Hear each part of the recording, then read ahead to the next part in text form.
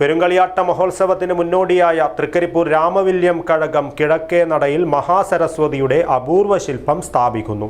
നടപ്പന്തലിന്റെ ഭാഗമായി നിർമ്മാണ കമ്മിറ്റിയുടെ നേതൃത്വത്തിൽ സ്ഥാപിക്കുന്ന ശില്പം തൃക്കരിപ്പൂർ തലിച്ചാലത്തെ പ്രമുഖ ശില്പി പനക്കാച്ചേരി ബാലകൃഷ്ണനാണ് നിർമ്മിച്ചത്. Bindu jewellery, Kasaragod. Gold, diamond, birthstone, silver, 100% BIS 916 hallmark gold. 5.5 അടി ഉയരമുള്ള പത്മാസനത്തിലുള്ള മഹാസരസ്വതി ശില്പം 1 മാസം കൊണ്ടാണ് നിർമ്മിച്ചത്. ദേവി മഹാത്മ്യത്തിൽ വർണ്ണിക്കുന്ന മഹാസരസ്വതിയുടെ ധ്യാനശ്ലോകം ഉൾക്കൊണ്ടുകൊണ്ടാണ് ശില്പത്തിന് രൂപം നൽകിയത്.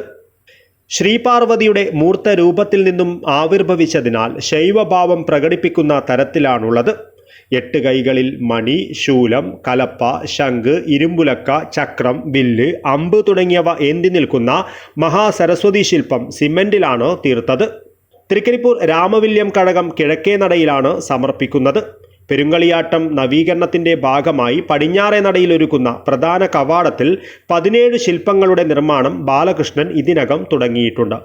2025 മാർച്ച് മാസത്തിൽ നടക്കുന്ന ശ്രീ രാമവില്യം കഴകം പെരുങ്കളിയാട്ട മഹോത്സവത്തോടനുബന്ധിച്ച് നിർമ്മിച്ച കിഴക്കേ നടപ്പന്തലിൽ സ്ഥാപിക്കുന്നതിന് വേണ്ടി നിർമ്മിച്ചതാണ് ഈ മഹാസരസ്വതിയുടെ ശില്പം.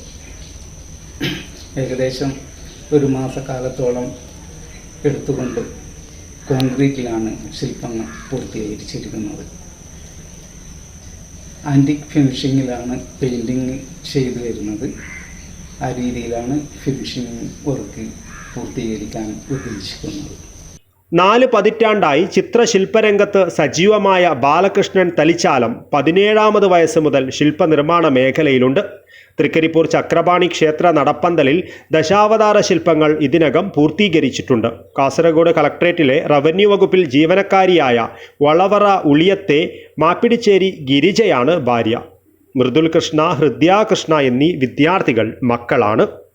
ഉറുമിസ് തൃക്കരിപ്പൂർ ന്യൂസ് ബ്യൂറോ, ചെറുവത്തൂർ.